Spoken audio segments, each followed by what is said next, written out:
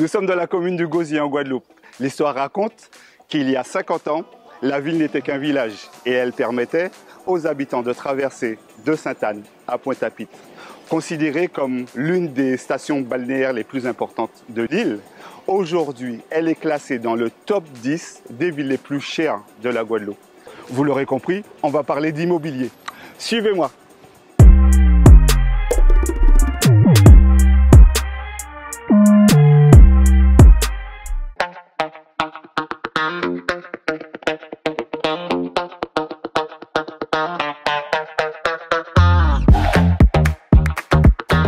Nous sommes à la résidence Horizon Bleu, anciennement appelée résidence Marifa.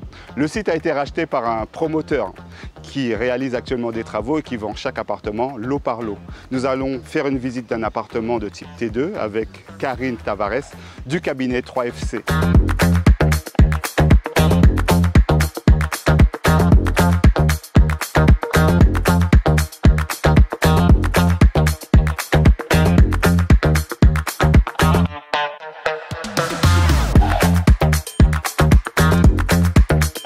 Bonjour Karine. Bonjour Eric. Nous sommes dans un appartement de type T2, d'une superficie de 60 mètres carrés, en cours de rénovation. Alors, quelle est l'ambition de l'investisseur sur ce type de produit? Oui, tout à fait. Nous sommes sur la résidence Horizon Bleu à Petit-Havre, au Gosier. Le promoteur a fait ce qu'on appelle une opération de vente à la découpe. Il a acheté l'intégralité de la résidence, qui est une ancienne résidence hôtelière, en un seul bloc, et il le revend après avoir fait des travaux de rénovation sommaire, il les revend lot par lot. Alors, nous sommes dans la commune du Gosier, connue pour ses restaurants, ses plages et son casino. Alors, on a tendance à se dire que ce type de bien est destiné à la location saisonnière. Alors oui, en effet, c'est un produit qui peut être destiné à la location saisonnière, mais pas que. Lorsqu'on parle de location courte durée, on peut également aborder les baux de 1 an, meublés en effet, mais pour de l'occupation un peu plus longue durée, ou aussi nue, de la location nue, à charge pour le locataire d'aménager son espace comme il le souhaite. Ce sont des baux qui ont une durée plus longue. Il peut aussi y avoir des acheteurs qui achèteraient pour leur résidence principale ou résidence secondaire. Tout est possible en fait. D'accord. Alors je me mets dans la peau d'un investisseur. En visitant, j'ai vu qu'il y avait une clim toute neuve. Oui. Pas de cuisine. Est-ce qu'il faut prévoir une enveloppe travaux supplémentaire? Alors, le promoteur fournit effectivement un certain nombre de prestations, notamment la cuisine, la climatisation. Vous avez pu constater que les peintures ont été refaites, l'installation électrique a été remise aux normes. Néanmoins, il faut, je pense, prévoir un aménagement selon nos propres goûts, en fait, et selon l'usage qu'on va en faire. En arrivant sur la résidence, j'ai vu qu'il y avait une piscine. Est-ce que l'acquéreur ou le futur acquéreur bénéficiera de cette piscine? Oui, tout à fait. La piscine fait intégralement partie de la résidence, donc elle sera à disposition des occupants. D'ailleurs, son entretien fera partie des charges de copropriété, tout comme l'entretien des espaces verts et des parties communes. En revanche, concernant l'aménagement, si vous voulez voir quelque chose déjà aménagé, il y a un appartement témoin que Isabelle se fera un plaisir de vous faire visiter. Ça vous intéresse? Je te suis.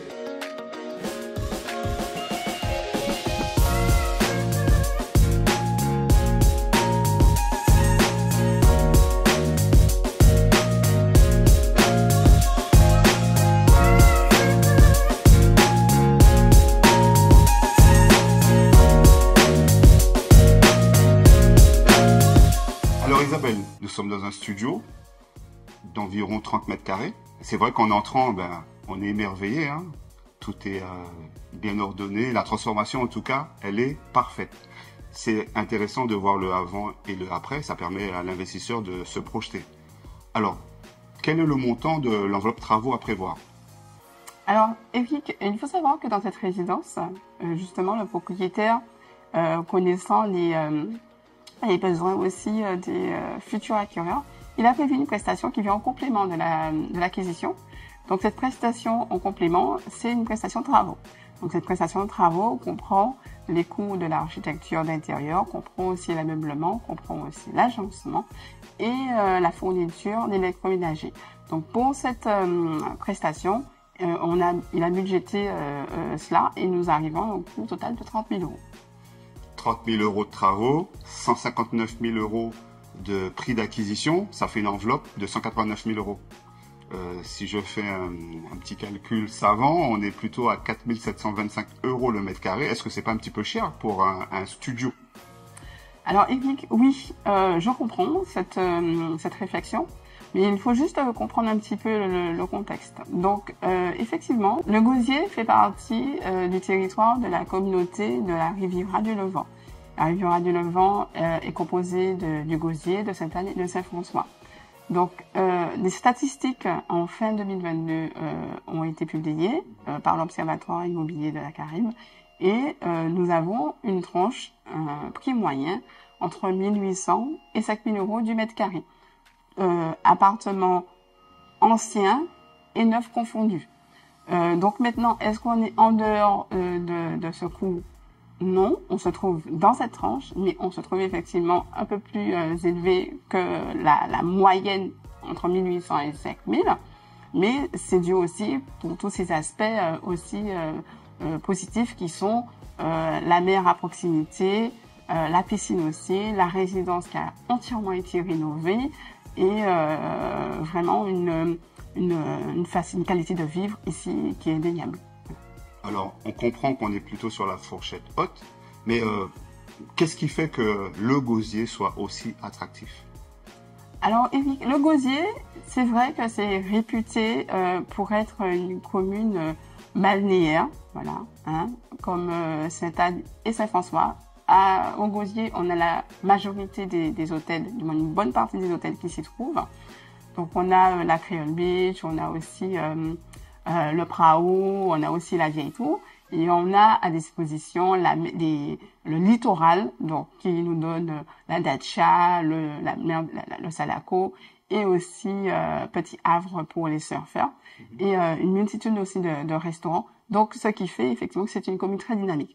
Mais ce qui donne a priori son avantage au Gosier, c'est cette proximité qu'il y a aussi avec le poumon économique, d'accord, de la Guadeloupe qui se trouve à Jarry.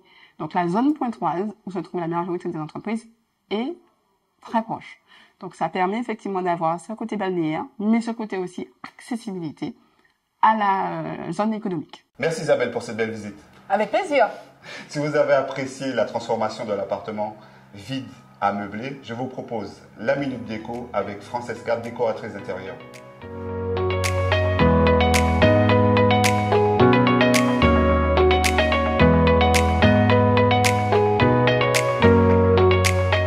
L'intérêt de faire appel à un décorateur d'intérieur, ou une décoratrice d'intérieur en l'occurrence moi, c'est faire appel à un professionnel qui vous aide vraiment à personnaliser un espace, un lieu, une maison. Il vous permet notamment aussi de gagner du temps. Gagner du temps pourquoi? Décorer, ça demande du temps et de l'énergie. Faire différents magasins. Deuxièmement, il vous aide à cadrer votre budget, à ne pas vous laisser aller au fameux achat coup de cœur, puisque le décorateur d'intérieur est là pour respecter le budget que vous lui avez donné. J'ai un exemple de projet où la cliente a racheté la maison de son enfance et qui veut transformer sa salle de bain et sa chambre d'enfant en une suite parentale. Ici, on est sur une rénovation complète de la salle de bain. Pour ce projet, j'ai pensé à long terme en remplaçant la baignoire par une douche à l'italienne parce qu'on ne sait jamais, dans le temps, on peut avoir une perte de mobilité, donc il sera plus facile d'accéder à la douche. J'ai remplacé les ouvertures de porte par des ouvertures normales pour pouvoir faire passer, enfin normées, je dirais, pour pouvoir faire passer un fauteuil roulant en cas de perte de mobilité. Parce qu'il ne faut pas oublier qu'une rénovation dans ce projet, c'est sur du long terme. Il faut penser à toutes ces petites choses qu'un professionnel pense pour un projet réussi. Créole Influence, renforcer l'attractivité des territoires.